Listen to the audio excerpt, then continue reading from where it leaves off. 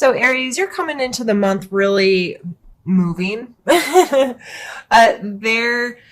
uh, this energy can be as literal as moving away from some type of abusive or unhealthy kind of relationship, down physically moving, or emotionally, intellectually moving space because whatever you are leaving behind is no longer serving you. And your strength may be playing a big role in this right now. And you may not feel very strong. You may feel a little bit weak and you may feel like this has beat you up a bit, but you are very, very focused on this coming to an end. And not only it coming to an end, but being able to rebirth it in the way in which you would like. Um, every end is followed by a beginning. The darkest nights, the sun still comes up. Like, you're very focused on, okay, I've had enough of whatever this is, and I need to make a change. I need to put this behind me, literally, and move my ass forward. And you have the magician coming in from a past card. So this may very well be you really focused in on manifesting the life that you want, being actively engaged in practicing of the law of attraction, if you will, thinking better thoughts, being honest with yourself, utilizing your assets properly to move yourself in the direction you want to go. And you are really, like, the death card couldn't be more straightforward. You want this over with, whatever this is. And in your strength area, we have the Eight of Swords. So typically this card is seen as very like self-limiting, or not being aware of what's around you and kind of closing in on yourself and closing your eyes and if I don't move and if I don't know what's there, then I can't get hurt and I'm just going to stand here and I'm going to be still. It, as a strength, it may be very good for you right now to be careful, to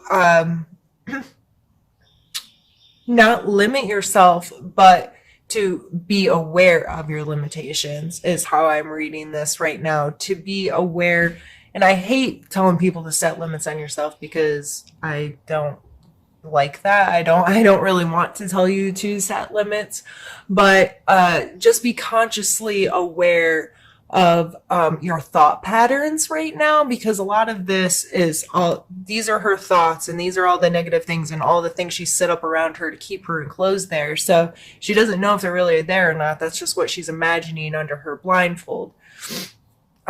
So as a strength, this is, use your thought powers right now. Use your abilities to imagine the possibilities, but not in a negative way. Use it in a very analytical way of what's serving me, what's not, what's going to benefit me, what's not, what can I physically do right now and what I can't, and working on just having a more logical view on what's happening in your surroundings. And then we're followed by the moon card here. And the moon card is one of my favorite cards. It comes out a lot in my readings. It's a big, like healing moon tarot. So this is kind of an upcoming energy for you. This is something you need to be aware of in May. That this card can really speak of your intuition and knowing what's right for yourself. It can also speak of different viewpoints and perspectives, because what shows in the day does not show at night, and vice versa. And how things appear under those two different lights are different. And what are the shadows? And this can really speak to the shadows within yourself. Traumatic experiences, or things you've held on to your entire life, these like subconscious shadows that are hidden inside of you that maybe may be being brought into a different light because you are moving, you're changing your perspective on this, and you're focusing differently this month, and it may really lead to you intuitively being more conjoined with where you want to go in the life that you want to have.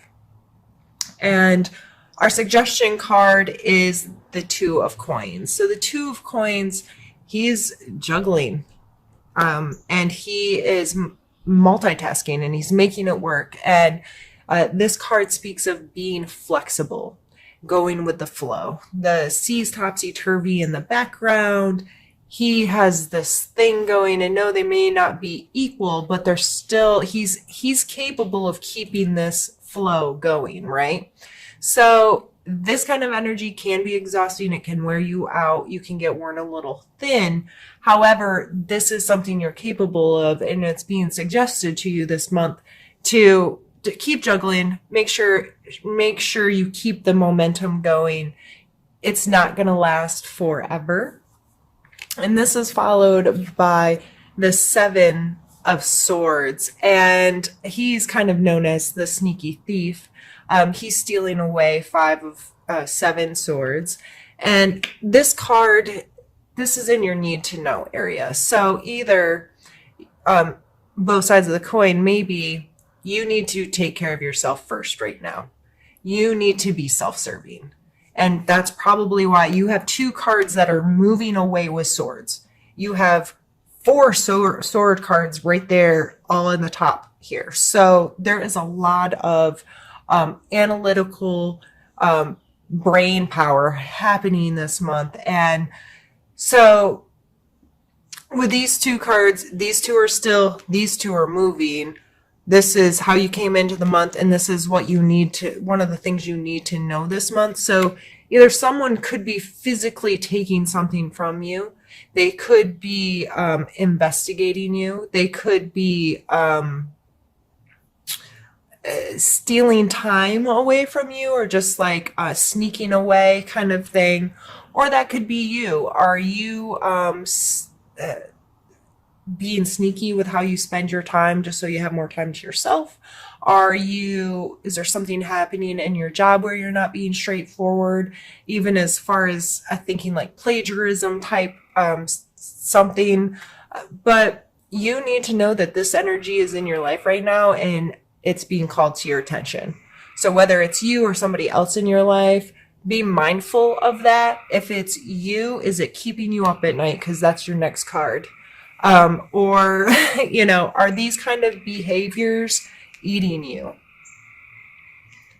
Because this person can't sleep because of all of these thoughts. Let's rack them up. This is all the stupid stuff I've done, or these are all the bad choices I've made, or these are, I haven't been good to myself. I haven't been taking care of myself. Whatever I've done. Guilt. I'm getting that very strongly from this card, especially in this placement. You are scared that this is how you're going to continually feel. You're going to continually question the actions that you've taken and the thoughts that you've had, and it's snowballing. With all these swords, I see this kicking your ass.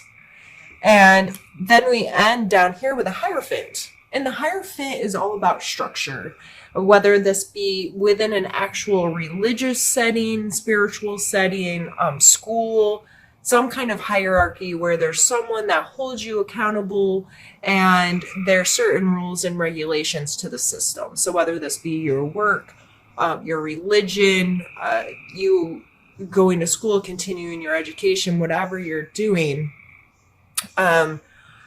this energy is going to be very prevalent with you by the end of May. So I believe that's calling to your attention to if this stuff is really keeping you up at night, if you have committed behaviors that you feel guilt or shame over, you may very well need to spend some time structuring your life so you can work through dealing with yourself. You may very well need to seek some counsel of some sort, whether it be a friend, a professional, self-help book, whatever works for you. But that just pulls you into accountability with yourself, pulls you into some kind of structure that's going to help teach you how to better deal with this stuff. This is some heavy things. And I really get a strong feeling that for a lot of you, it's this reevaluation of your relationships and where and how you spend your time. And you might be willing to leave it all. You're just ready to walk away from it and it be done. And you don't feel strong and you don't feel safe and you don't feel like you know what you need to know. Or you may be feeling like you're getting like physically stolen from, or you're committing those kinds of behaviors because of the situation you're in. It may be necessary for you to commit some of these behaviors. It may be necessary for you to sneak away, or it may be necessary for you to cut off resources or something with someone because it's not healthy. So regardless of how this is playing out, and with these general readings, I'm still new to doing this for general for 50 or 100 or however many people watch this. In a personal reading, I would go much more in depth with some of these things, but I'm trying to keep it general. So because regardless of what your position is in this month, Aries, these energies are there and you're going to be dealing with them in some capacity. And by mid-May, when the Uranus moves and all of these things happening, this could definitely cause some of this restructuring to happen in your life.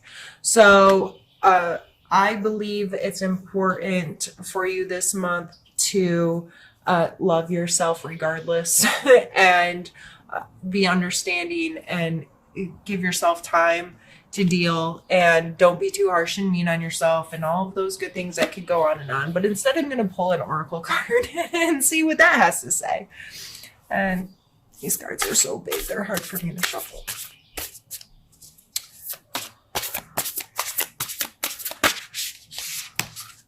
I guess it's that one. Open your heart. And we're even going to consult the book just because we can. I'm still relatively new to these. The truth of our world, nature, and environment is love. This is eternal love that makes no demands, has no expectations, and does not place limits or conditions on us. There is an opportunity for each and every person to experience love at this deepest level if they are willing to be open. Love can and will flow into your hearts, but only if you allow it. It will change your perception, nurture and hold you, and even give you strength to endure hardships. Take a moment, open your heart, and allow love to bring you joy, serenity, renewed energy, passion, and total unrelenting happiness. Well, how freaking beautiful is that? So I think that is a beautiful card to get right now, just to remind you that it is there. Where you're at currently may not feel like this at all, but that doesn't mean it'll never be. That doesn't mean that it can't come into your life.